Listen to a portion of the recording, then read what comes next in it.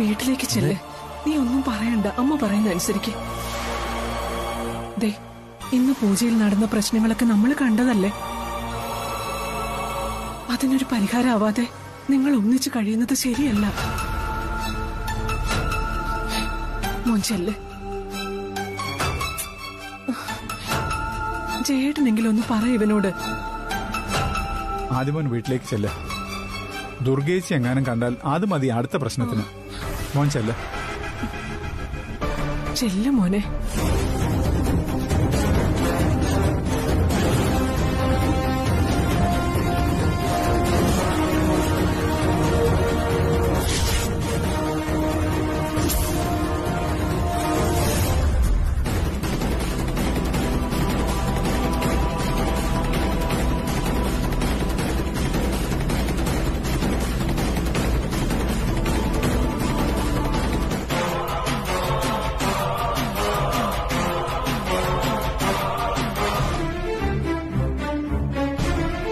പൂജ കഴിയുന്നതിന് മുമ്പ് ഇവർക്ക് ഒരുമിച്ച് ജീവിക്കാനുള്ള അവസരം ഉണ്ടാക്കരുതെന്ന് പറഞ്ഞതല്ലേ? ആര് വിളിച്ചിട്ടാണ് നീ ഇങ്ങോട്ട് വന്നത്? ആരും വിളിച്ചൊന്നുമല്ല. ഇവള് വിളിച്ചു കയറ്റിയതായിരിക്കും. ഇവളെന്തും ചെയ്യും. അത്ര നെറുകെട്ട ജന്മോ ഇത്. ഇവൾ എന്റെ കുടുംബത്തിൽ കേറിയ കുടുംബം മുടിഞ്ഞു പോവെന്ന് അറിഞ്ഞിട്ടാ ഞാൻ ദോഷപരിഹാര പൂജ ചെയ്തത്. അത് മുടങ്ങി. ആ പൂജ പൂർത്തിയാക്കാൻ പോലും ഇവളെ അനുവദിക്കാതിരുന്നത് എന്തുകൊണ്ടാണെന്നൊക്കെ എനിക്ക് അറിയാം. എന്റെ കുടുംബം തകരണം. എന്നോട് ഇവള് പ്രതികാരം ചെയ്യാ. അമ്മേ, എന്റെ ഫ്രണ്ട്സിന്റെ മുമ്പിൽ ഈ രാത്രി ഞങ്ങൾ ഒരുമിച്ചാണെന്ന് കാണിക്കാൻ സെൽഫി എടുക്കാൻ വേണ്ടി വന്നതാ. അല്ലാതെ അമ്മ വിചാരിക്കുന്ന പോലെ ഒന്നും അല്ല. ന്യായമൊന്നും വിളമ്പണ്ട. ഇനി അങ്ങോട്ട് ഇവളുടെ പ്രവൃത്തികൾക്കൊക്കെ നിന്റെ ന്യായം ഉണ്ടാവുമെന്ന് എനിക്കറിയാം. ദുർഗാമ്മയ്ക്ക് ഇപ്പൊ എന്താ വേണ്ടത്? ഞാനും ഈ നിൽക്കുന്ന ആദ്യം തമ്മിൽ ഭാര്യ ഭർത്താക്കന്മാരെ ജീവിക്കരുത്. അതല്ലേ ആവശ്യം? ഈ നിമിഷം ഞാൻ വാക്ക് തരാം. ദുർഗാമ്മയുടെ മനസ്സിൽ ഞങ്ങൾക്ക് എന്ന് ഭാര്യയും ഭർത്താവും എന്ന സ്ഥാനം ലഭിക്കുന്നു, അന്ന് മാത്രമേ ഇനി ഞങ്ങൾ ജീവിതം തുടങ്ങൂ. ഇത് സത്യം.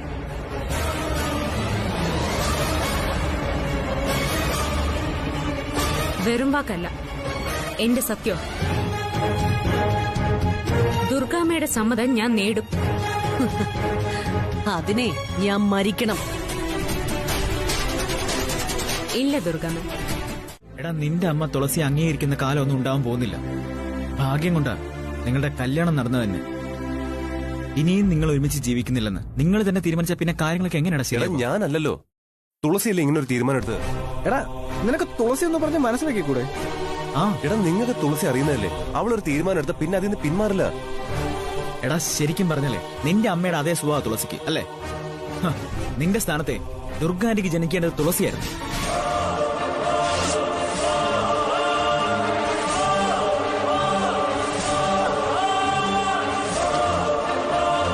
സത്യമാണ്,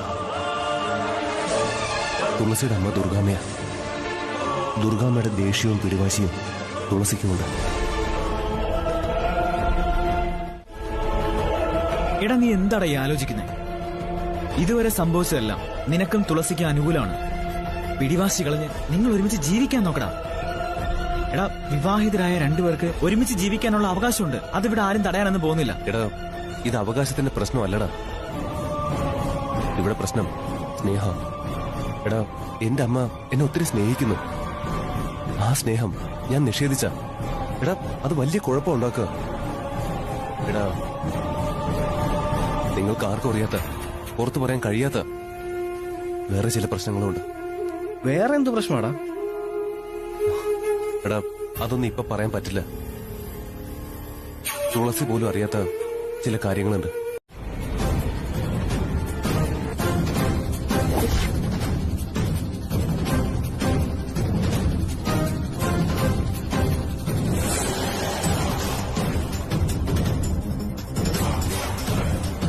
ചടങ്ങ് നടക്കാത്തത് എന്റെ കുറ്റം കൊണ്ടല്ലോ. നിന്റെ മകൾക്ക് അതിനുള്ള യോഗമില്ല. അവളെ കല്യാണം കഴിക്കരുതെന്ന് പല ജ്യോത്സ്യന്മാരും പറഞ്ഞതാ. പ്രസാദേട്ട അതൊന്നും അപ്പൊ കേട്ടില്ല. നാട്ടുകാരുടെയും ബന്ധുക്കളുടെയും മുമ്പില് നാണം കെടരുതല്ലോ എന്ന് വിചാരിച്ച് ആ ചടങ്ങിന് അപ്പോഴത്തെ സാഹചര്യത്തിൽ ഞാനും സമ്മതം മൂളി. പക്ഷേ ഇവിടെ ഗൃഹപ്രവേശനത്തിന് വന്നപ്പോ കണ്ടില്ലേ എന്തൊക്കെ അനർത്ഥങ്ങളാ സംഭവിച്ചെ. പക്ഷെ ചേച്ചി, അതിന്റെ പരിഹാര പൂജ ചെയ്താ പോരെ? നമ്മുടെ കുട്ടികളല്ലേ. കല്യാണം കഴിഞ്ഞിട്ടും 2 വീടുകളിലായി അവരെത്ര നാളെ ഇങ്ങനെ കഴിയ? പ്രിയക്ക് ഞാൻ പറഞ്ഞത് മനസ്സിലാവാത്തതാണോ അതോ മനസ്സിലാവാത്ത പോലെ അഭിനയിക്കുന്നതാണോ? ദോഷപരിഹാര പൂജ കൊണ്ടൊന്നും ഒരു പ്രയോജനവുമില്ല. ഈ വീട്ടിൽ ഇനിയും പൂജ നടത്തിയാൽ ശരിയാവില്ലെന്നാ തിരുമേനി പറഞ്ഞത്. ഇവിടെ വേണ്ട, നമുക്ക് അവിടെ പൂജ നടത്താം. ഗൃഹപ്രവേശം അതിനുശേഷം ആവാലോ. ഓ, എന്റെ പ്രിയ, നീ എന്ത് വിഡിത്തരോ ഈ പറയുന്നേ? നിന്റെ മകളാ വിവാഹിതയായത്, മകനല്ല.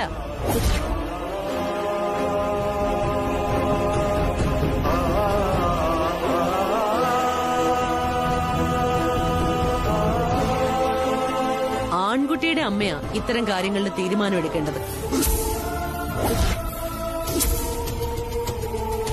നിനക്ക് ആൺകുട്ടി ഉണ്ടാവാത്തത് എന്റെ തെറ്റല്ല. എന്റെ മകന്റെ എന്റെയും സ്നേഹവും അടുപ്പവും കണ്ട് നീ വെറുതെ അസൂയപ്പെട്ടിട്ട് കാര്യമൊന്നുമില്ല. അവനെ എനിക്ക് ദൈവം തന്നതാണ്. ദൈവമല്ല, ഞാൻ അവന് തന്നത്. ഒരമ്മയും ചെയ്യാത്ത കാര്യം ചെയ്ത് എനിക്ക് ദൈവം തന്ന ശിക്ഷയാ ഞാനിപ്പോ അനുഭവിക്കുന്നത്.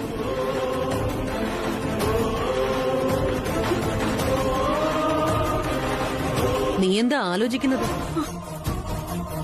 അടുത്ത തന്ത്രം മെനയാണോ?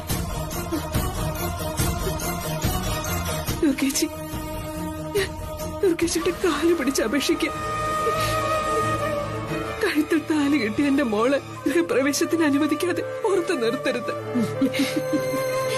നീ നല്ല കൗശലക്കാരിയാണെന്ന് എനിക്കറിയാം. നിന്റെ വിജയത്തിന് വേണ്ടി നീ ആരുടെയും കാലം പിടിക്കും, സഹതാപം അഭിനയിക്കും. കാണുന്നവർക്ക് നിന്നോട് ദയ തോന്നും.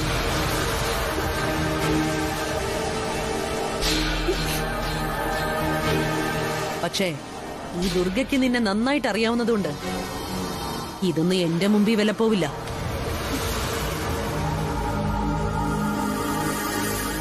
ദുർഗേച്ചി, ധിക്കാരം പറയാണെന്ന് കരുതരുത്. എന്റെ മോളുടെ ജാതകദോഷം തീരാൻ ഞാൻ ദോഷപരിഹാര പൂജ ചെയ്യും. അവളും അവളുടെ ഭർത്താവും ആ പൂജയ്ക്ക് ശേഷം ഒരുമിച്ച് ജീവിക്കണം. അതിന് ദുർഗേച്ചി എതിര് നിൽക്കരുത്. ഞങ്ങളുടെ വീട്ടിൽ പൂജയ്ക്കുള്ള ഏർപ്പാടുകൾ ചെയ്യാം.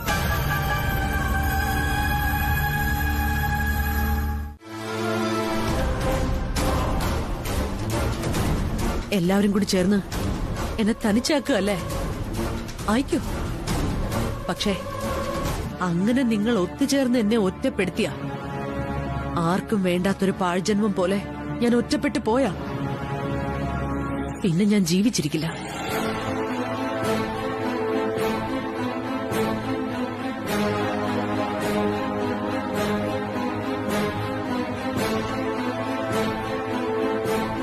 ആരൊക്കെ വേണമെങ്കിലും പൊയ്ക്കോട്ടെ, പക്ഷേ നിനക്ക് വേണ്ടി മാത്രമാണ് ഞാൻ ജീവിക്കുന്നത്. ആ നീയും കൂടി എന്നെ അറിഞ്ഞില്ലെങ്കിൽ പൊയ്ക്കോ, എവിടെ വേണമെങ്കിലും പൊയ്ക്കോ. പക്ഷേ നീ തിരിച്ചു വരുമ്പോ കാണുന്നത് എന്റെ ശവമായിരിക്കും.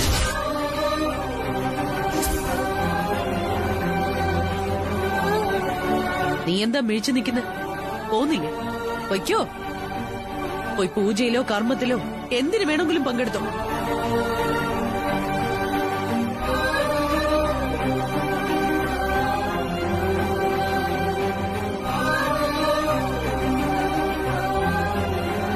ഞാൻ പോകുന്നില്ല.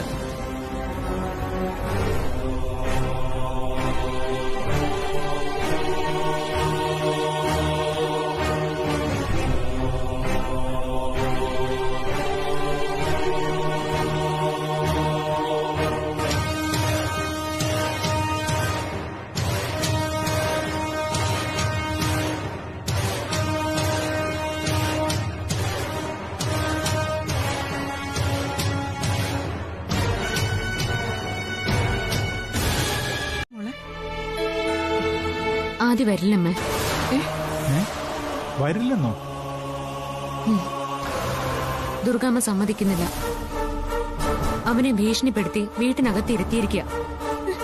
എന്റെ ഈശ്വര, ആദ്യമോ വരാതെ എങ്ങനെ പൂജ നടത്തുക? നിങ്ങൾ രണ്ടുപേരും മുഴുവൻ സമയം പങ്കെടുക്കേണ്ട പൂജയാ. ഞാൻ ആദ്യം വിളിക്കാം. മോൾ ആ ഫോണിൽ തന്നെ. വേണ്ടമ്മ, ഇനി ആദ്യം വിളിച്ച് അവനെ കൂടുതൽ വിഷമിപ്പിക്കണ്ട. ദുർഗാമ്മയെ ധിക്കരിച്ചിറങ്ങിയ അവർ ആത്മഹത്യ ചെയ്യുന്ന ആദ്യോട് പറഞ്ഞിരിക്കുന്നത്. ആ സ്ത്രീക്ക് ഭ്രാന്ത. സഹിക്കുന്നതിനൊരു പരിധിയില്ലേ? സ്വന്തം മക്കളുടെ ജീവിതം വച്ചാൽ അവർ ഈ അഭ്യാസങ്ങളൊക്കെ കാണിക്കുന്നത്. ചേട്ടാ, നമ്മളിപ്പോ എന്താ ചെയ്യ?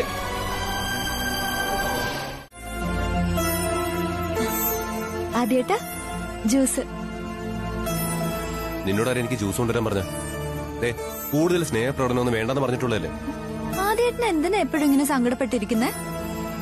ഇത് കാണുമ്പോ എനിക്ക് എന്ത് വിഷമാന്നറിയോ? അതെ, എന്റെ കാര്യത്തിൽ നീ കൂടുതൽ വിഷമിക്കണ്ട. അല്ല, ഒരു കാര്യം എനിക്ക് അറിയാത്തോണ്ട് ചോദിക്കുക, നീ എന്തിനാ ഇവിടെ ഇങ്ങനെ നിൽക്കുന്നത്? നിനക്ക് എന്റെ വീട്ടിൽ വെക്കൂടെ? ആദ്യേട്ടാ, ദുർഗാന്റി പറഞ്ഞിട്ടാ ഞാൻ ഇവിടെ നിൽക്കുന്നത്. മാമൂസും ദുർഗാന്റിയും പറഞ്ഞിരിക്കുന്നത് ആദ്യേട്ടൻ എന്നെ കല്യാണം കഴിക്കുന്നത് തന്നെയാ. ഇടി പൊട്ടി, എന്റെ കല്യാണം കഴിഞ്ഞാൽ നീ കണ്ടതല്ലേ? ഇനി ഞാൻ വീണ്ടും കല്യാണം കഴിക്കുമെന്നാണ് നീ കരുതിയിരിക്കുന്നത്? അത് ആദ്യേട്ടാ, ഞാൻ പറയുന്നോണ്ട് ആദ്യേട്ടൻ വേറൊന്നും വിചാരിക്കരുത്. ദുർഗാന്റി ആദ്യേട്ടനെയും തുളസിയും ഒരുമിച്ച് ജീവിക്കാൻ സമ്മതിക്കുന്ന ആദ്യേട്ടൻ കരുതുന്നുണ്ടോ? ഒരിക്കലും നടക്കാത്ത കാര്യം അത്.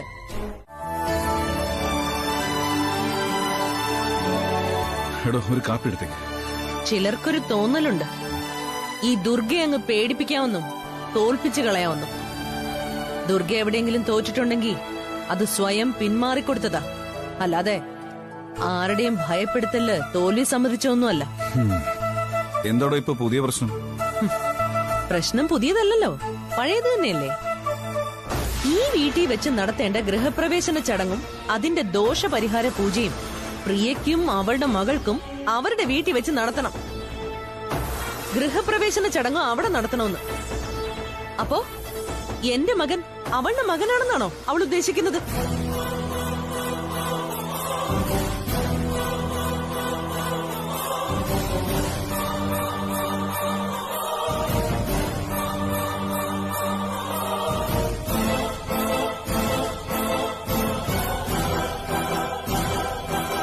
ഞാൻ പ്രസവിച്ച് ഞാൻ പൊന്നുപോലെ വളർത്തിയ എന്റെ മോനെയാ അവളിപ്പോ അവളുടെ മകളെ കാണിച്ച് മയക്കെടുക്കാൻ നോക്കുന്നത്.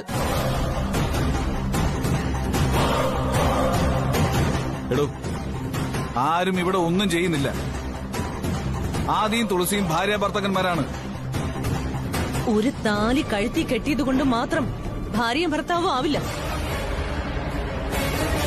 അവളുടെ കഴുത്തിൽ ആ താലിക്ക് വലിയ ബലമൊന്നും ഞാൻ കാണുന്നില്ല.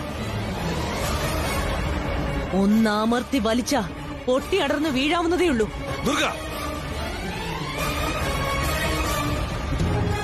അഗ്നിയും ദൈവങ്ങളെയും സാക്ഷി നിർത്തി മന്ത്രങ്ങളും മനസ്സിലെ പ്രാർത്ഥനകളും കൊണ്ടാ ഓരോ വിവാഹം നടക്കുന്നത്.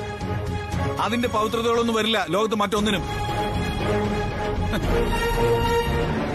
എടോ, താനിപ്പോ പൊട്ടിച്ചെറിയെന്ന് പറഞ്ഞില്ലേ, അത് മഹാപാപോ.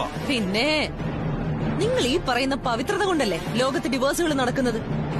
കല്യാണം കഴിഞ്ഞ ചേരാത്ത ബന്ധമാണെങ്കിൽ അറുത്ത് മാറ്റണം. താൻ എന്തായി ഉദ്ദേശിക്കുന്നത്?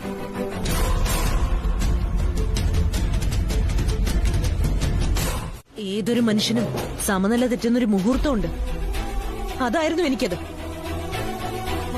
ആഗ്രഹിച്ചതും നടക്കാനിരിക്കുന്നതുമായിട്ടുള്ള കല്യാണം ചന്ദ്രദാസൻ നടത്തില്ല എന്ന് വന്നപ്പോ മനസ്സിന് മേലുള്ള എന്റെ നിയന്ത്രണം നഷ്ടപ്പെട്ടു.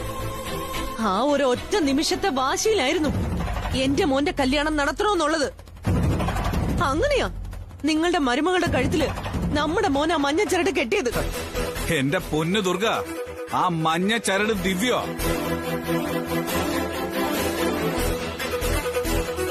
രണ്ടു പേരുടെയും അവരുടെ അനന്തര തലമുറകളെയും ബന്ധിപ്പിക്കുന്ന സ്നേഹത്തിന്റെ ഒരു നൂലാത്. ഇഷ്ടത്തിന്റെയും ത്യാഗത്തിന്റെയും അർത്ഥം അതിനുള്ളത്. അതൊക്കെ അർഹിക്കപ്പെടുന്നവരണിയുമ്പോ. ഭൂമി കിടക്കുന്ന കല്ലുകളെല്ലാം ശ്രീകോവിലിന്റെ പ്രതിഷ്ഠയായിട്ട് മാറാറൊന്നുമില്ല. എന്റെ മകൻ ആദിക്കും അവന്റെ ഭാര്യ പദവിക്കും ഒരു വിലയുണ്ട്. അത് നിങ്ങൾ പോലീസിന്റെ നിയമം, ഇത് ഈ വീട്ടിലെ എന്റെ നിയമം.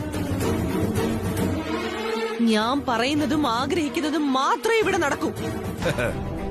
എടോ, തന്നെ ഞങ്ങൾ സ്നേഹിക്കുന്നത് കൊണ്ട് എല്ലാം തന്റെ കീഴിലാണെന്നുള്ളൊരു തോന്നൽ തനിക്കുണ്ട്. അതുകൊണ്ട് താൻ പറയുന്നതിനപ്പുറം ഇവിടെ ആരും ഒന്നും ചെയ്യില്ല എന്നും പറയില്ല എന്നും താൻ കരുതുന്നു. അതെ, അങ്ങനെ തന്നെയാണ്. ഞാൻ പറയുന്നതിനപ്പുറം ഇവിടെ ഒന്നും നടക്കില്ല. ഈ ദുർഗയുടെ ലോകമാണിത്.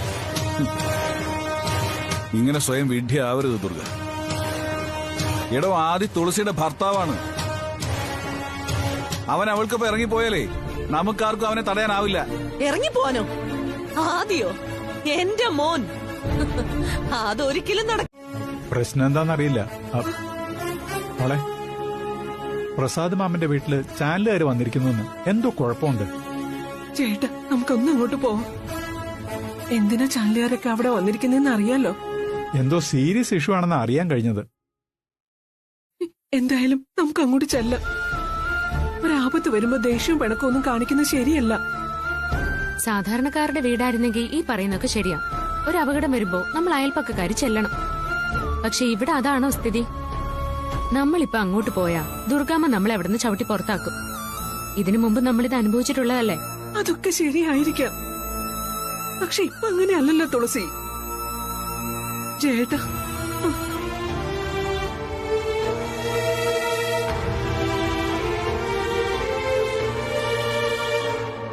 ഹലോ ജയന, ACPയുടെ വീട്ടിലെന്താ ചാനലുകാരൊക്കെ?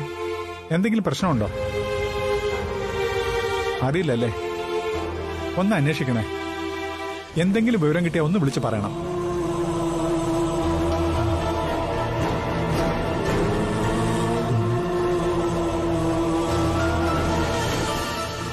ആർക്കും ഒന്നും അറിയില്ല. ഇപ്പൊ ഇങ്ങനൊരു ഇഷ്യൂ ഉണ്ടാവണമെങ്കിൽ എന്തെങ്കിലും പ്രശ്നം ഉണ്ടാവാതിരിക്കില്ല. ആ ചന്ദ്രദാസും ആതിരയും എന്തെങ്കിലും പ്രതികാരം ചെയ്യുന്നതായിരിക്കോ? ഇവിടെ നിന്ന് നമ്മളിങ്ങനെ ഓരോന്ന് ഊഹിച്ചിട്ട് എന്താ കാര്യം ചെയ്യട്ട? നമുക്ക് അങ്ങോട്ട് പോവാം. പ്രസാദേട്ടൻ എന്റെ കൂടെപ്പിറപ്പല്ലേ. ഒരാപത്ത് വരുമ്പോ കൂടെപ്പിറപ്പുകളല്ലേ ഒപ്പം നിൽക്കണ്ടേ? മോളെ, നീയും കൂടെ വാ. ഞാൻ വരാം. പക്ഷേ ഇപ്പൊ ആ വീടിന്റെ പടി ചവിട്ടാനുള്ള അനുമതി എനിക്കില്ലാന്നുള്ള കാര്യം അമ്മ മറക്കണ്ട. നമ്മൾ ആരും ആ വീടിനകത്ത് കയറുന്നില്ല. മുറ്റത്ത് നിൽക്കാലോ. എന്താ കാര്യം നമുക്ക് അന്വേഷിക്കാം. ആ ചേട്ടാ, നമുക്ക് ഇറങ്ങാം. എനിക്ക് അർജന്റായിട്ട് ഓഫീസിലെത്തണം പ്രിയ. നീ തുളസിയും കൂട്ടി അങ്ങോട്ട് പൊയ്ക്കോ. ഞാൻ സ്റ്റേഷനിൽ ചെന്നിട്ട് വിളിക്കാം. മോളെ, നീ അമ്മയുടെ കൂടെ ചെല്ലേ. അച്ഛാ, ആ വീടിന്റെ പടി ചവിട്ടാൻ പറ്റില്ല. വീട്ടിനകത്തൊന്നും കേറണ്ട. വെളിയിൽ നിന്ന് കാര്യം എന്താണെന്ന് അറിഞ്ഞാ മതി. ആ മോളെ, ചേട്ടാ, വാ.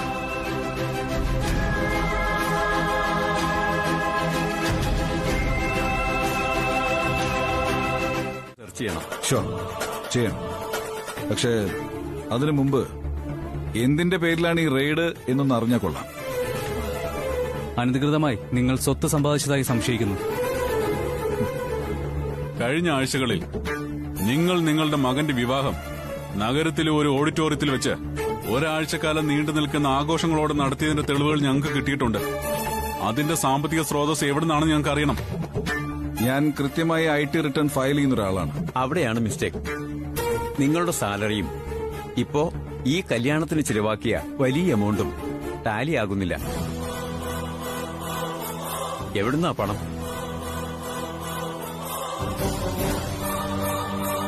പറയണം മിസ്റ്റർ ACP.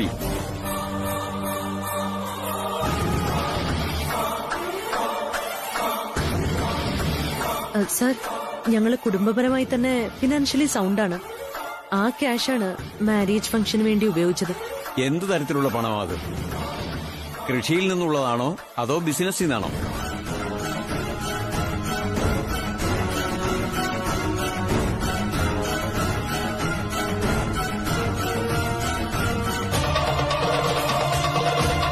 വീട്ടിലെ അലമാരയിൽ ഒരു ഫയലുണ്ട്. അതൊന്ന് എടുത്തുകൊണ്ട് വരണം. വേഗം വേണം. Very urgent. ഞാൻ മാമന്റെ വീട്ടിലുണ്ട്.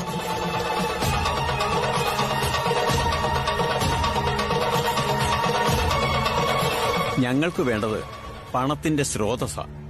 എവിടുന്ന് കിട്ടിയെന്നുള്ളതിന്റെ തെളിവ് വേണം.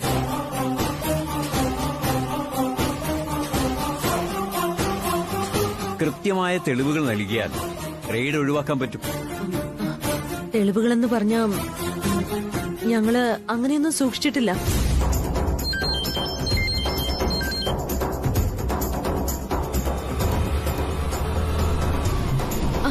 ഇവിടെ നീ പറഞ്ഞ പേപ്പേഴ്സ് എല്ലാം താങ്ക്സ് ഡാ. ശരി.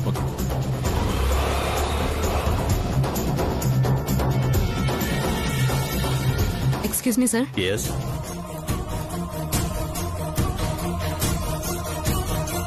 വിവാഹത്തിന്റെ എക്സ്പെൻസിനുള്ള ക്യാഷ് എവിടെ നിന്ന് ലഭിച്ചു എന്നതിന്റെ മുഴുവൻ തെളിവുകളും ബില്ലുകളും ഈ ഫയലിലുണ്ട്.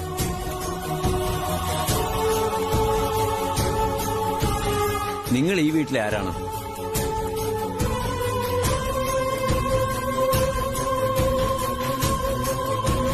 പറയൂ. കണക്കുകൾ തരേണ്ടത് ഈ വീട്ടിലെ അംഗങ്ങളോ ഉത്തരവാദിത്വപ്പെട്ടവരോ ആണ്. നിങ്ങളുടെ ഐഡന്റിറ്റി വെളിപ്പെടുത്തൂ. ഇവള് എന്റെ മകന്റെ ഭാര്യയാണ്.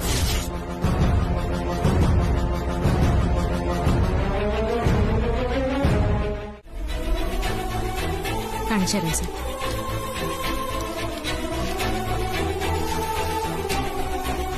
ഇതെന്റെ അമ്മ പ്രിയ. എന്റെ അമ്മ പ്രിയയ്ക്ക് വിവാഹ സമയത്ത് മാതാപിതാക്കൾ നൽകിയ സ്വർണ്ണാഭരണങ്ങൾ ഞങ്ങൾ എന്റെ വിവാഹം നടത്താനായി വിറ്റതിന്റെ കണക്കുകളാണിത്. ഓക്കെ. പിന്നെ ഞങ്ങളുടെ കുറച്ച് സ്ഥലം ബാങ്കിൽ പണയം വെച്ച് ഞങ്ങൾ ലോൺ എടുത്തു. ഈ തുകയെല്ലാം പ്രസാദ് മാമനെ ഏൽപ്പിച്ച ഈ വിവാഹം നടത്തിയത്.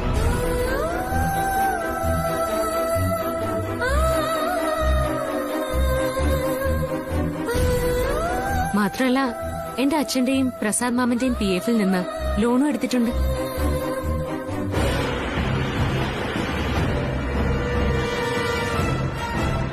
സർ ഒരു മിനിറ്റ് വരൂ. Please come. അമ്മ ഒന്ന് പിടിച്ചു.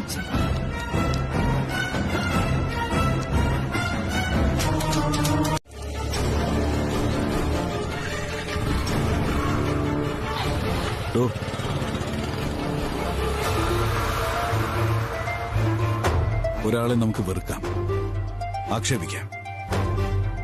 പക്ഷേ അവരിൽ നന്മയുണ്ടെങ്കിൽ, അവര് നമ്മളെ സഹായിക്കുന്നുണ്ടെങ്കിൽ അവരെ നമ്മൾ അംഗീകരിക്കണം. ഇവിടെ നമ്മളെ വലിയൊരു ആപത്തിൽ നിന്ന് രക്ഷിച്ചത് തുളസിയാടോ.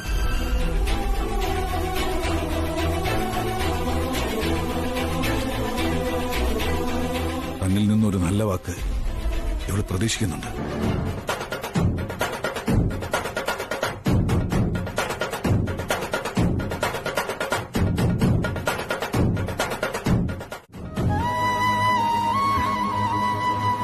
ദുർഗയുടെ മനസ്സിൽ നിന്നോടുള്ള നന്ദിയുണ്ട്. പക്ഷേ അവളത് പുറത്തു കാണിക്കില്ല. അതാണല്ലോ പ്രശ്നം. അറിയാട്ട. പോവാം. വാ. തുളസി പോവാണോ? കയറുന്നില്ലേ?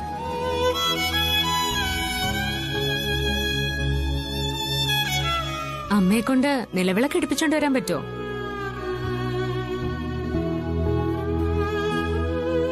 എങ്കിൽ ഞാൻ നിൽക്കാം. ഗൃഹപ്രവേശവും നടത്താം. ചടങ്ങുകളൊക്കെ അതുപോലെ നടക്കണം മോനെ. ഗൃഹപ്രവേശം എല്ലാ പരിഹാര പൂജകൾക്കും ശേഷം മതി.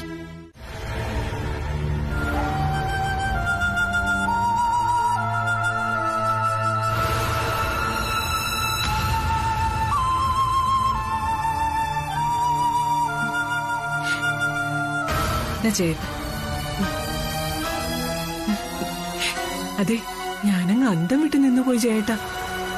നമ്മുടെ മകള് തുളസി തന്നെയാണോ ആ ഇൻകം ടാക്സുകാരുടെ മുമ്പിൽ നിൽക്കുന്നതെന്ന് ഒരു നിമിഷം ഞാനങ്ങ് സംശയിച്ചു പോയി.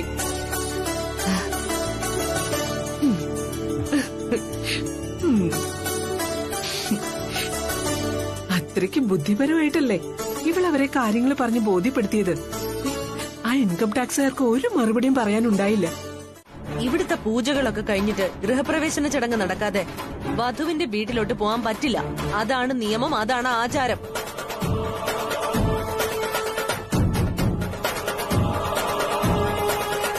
ആചാരാനുഷ്ഠാനങ്ങൾ തെറ്റിച്ച് നടക്കുന്നവരെ ദൈവം വെറുതെ വിടില്ല.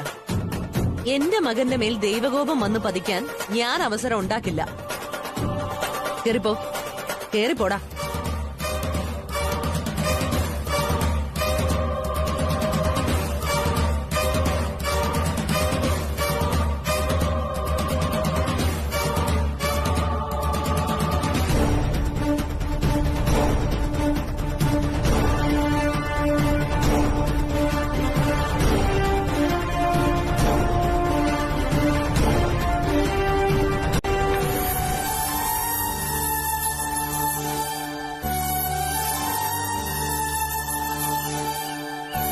എടി, ആദ്യേ അവന്റെ അമ്മ വിട്ടിട്ടുണ്ടാവില്ല. തുളസി, നീ ഒന്ന് വിളിച്ചു നോക്കിയേ. ഞാനൊന്നും വിളിക്കുന്നില്ല. ഇന്നലെ പറഞ്ഞല്ലേ ഇന്ന് നമുക്ക് എല്ലാവർക്കും കൂടി കഫേയിൽ പോവാന്ന്. എടി, നിന്റെ പറച്ചിൽ കേട്ടാ തോന്നുമല്ലോ ആദ്യം മനഃപൂർവ്വം വരാത്തതാണെന്ന്. അവന്റെ അമ്മയുടെ സ്വഭാവം നിനക്ക് അറിയാവുന്നതല്ലേ? ദുർഗാമ്മയുടെ സ്വഭാവമൊക്കെ എനിക്കറിയാം. പക്ഷെ ഇപ്പൊ ആദ്യം എന്താ ഇങ്ങനെ കാണിക്കുന്നെന്നാ എനിക്ക് മനസ്സിലാവാത്ത. കല്യാണത്തിന് മുമ്പ് എന്നോട് സംസാരിക്കാനും എന്റെ ഒപ്പം വരാനും അവന് നല്ല ധൈര്യം ഉണ്ടായിരുന്നു.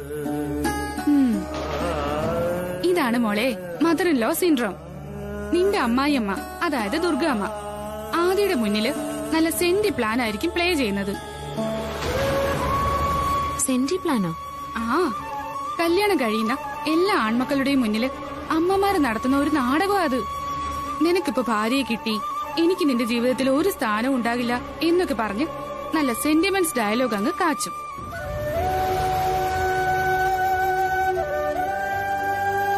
അതോടെ ഒരുമാതിരിപ്പെട്ട ആൺമക്കളൊക്കെ അങ്ങ് തകരും. അമ്മയാണ് എനിക്ക് ഏറ്റവും പ്രിയപ്പെട്ടതെന്നും അമ്മ കഴിഞ്ഞേ ഉള്ളൂ ഭാര്യ എന്നൊക്കെ അവര് പറയും. ഈ നാടകമായിരിക്കും നിന്റെ ദുർഗാമ്മയും ആദിയുടെ മുന്നിൽ കളിച്ചിട്ടുണ്ടാവുക. അവര് നാടകമോ ഡാൻസോ കളിക്കട്ടെ, എനിക്ക് എന്തായാലും കുഴപ്പമൊന്നുമില്ല. കുഴപ്പമില്ലെന്ന് പറഞ്ഞാൽ എങ്ങനെയാ? നീയും ആദ്യം കല്യാണം കഴിഞ്ഞിട്ടും ഒരു വീട്ടിൽ താമസിക്കാതിരുന്നാൽ എങ്ങനെയാ? അത് ഞാൻ മാത്രം വിചാരിച്ച പോരല്ലോ.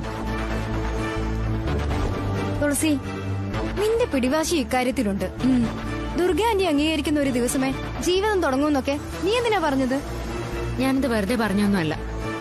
അവരുടെ വാശി പോലെ തന്നെ എനിക്കും എന്റേതായ തീരുമാനമുണ്ടെന്ന് അവരെ മനസ്സിലാക്കിക്കാൻ വേണ്ടി പറഞ്ഞതാ. ആരും ആരുടെ അടിമകളൊന്നും അല്ലല്ലോ. എല്ലാവർക്കും അവരവരുടേതായ വ്യക്തിത്വമുണ്ട്. ഇനിയെങ്കിലും ദുർഗാമ്മ അത് മനസ്സിലാക്കണം. ഈ ജന്മത്തിൽ നടക്കാത്ത കാര്യം അത്. അവരെ മാറ്റാൻ ഈ ലോകത്തിൽ ആർക്കും കഴിയില്ല. ഞാൻ മാറ്റിയെടുക്കും.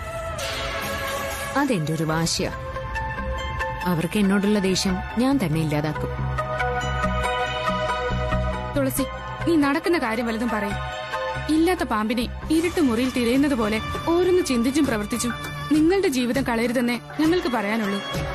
ഒരുപാട് ശ്രമങ്ങൾക്ക് ശേഷമാ നിങ്ങളുടെ ഈ വിവാഹം നടന്നത്. ഇനി വേണ്ടത് ഒരു കുടുംബവും കുട്ടികളും ഒക്കെയാ. അല്ലാതെ ദുർഗാന്റിയോടുള്ള വാശി കൊണ്ട് സ്വന്തം ജീവിതം നശിപ്പിക്കരുത് നീ. നമുക്ക് നോക്കാം. ചിലരെ നന്നാക്കിയെടുക്കാൻ ചിലർക്ക് കഴിയും. ദുർഗാമ്മയെ നേരെയാക്കാനുള്ള ഉത്തരവാദിത്വം ദൈവം ഇപ്പൊ ഏൽപ്പിച്ചിരിക്കുന്നത് എന്നെയാണ്. ഞാനത് കൃത്യമായിട്ട് ചെയ്യും. ആദിക്കും മാമനും ഈ തുളസിയുടെ കഴിവെന്തെന്ന് അപ്പോഴേ മനസ്സിലാവൂ. അതുവരെ ഞാൻ വെയിറ്റ് ചെയ്യും.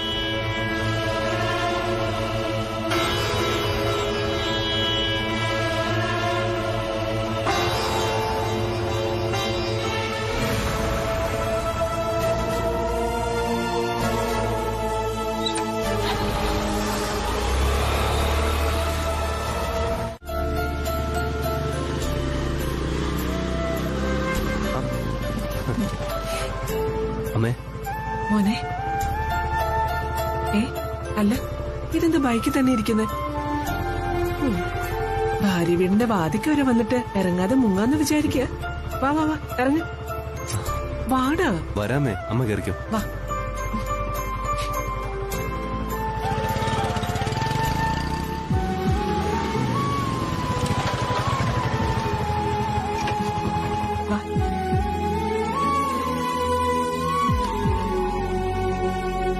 മോളെ തുളസി, ദേ നിന്റെ ഭർത്താവ് വന്നിരിക്കുന്നു. വേഗം ഇറങ്ങി വാ. വരുന്നു. അതെ, നവവരൻ നവവധുവിനെ കാണാതെ അങ്ങനെ അങ്ങ് പോകുന്നത് ശരിയാണോ? അതെ, നിങ്ങളെ നവദമ്പതികള് സംസാരിക്കും. ഞാനിപ്പോ വരാം. ജയേട്ടാ, ദേ മരുമകൻ വന്നിരിക്കുന്നു.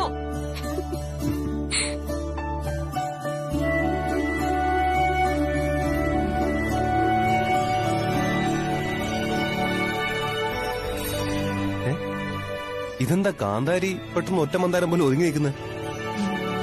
പറയട്ടെ. പറയ്.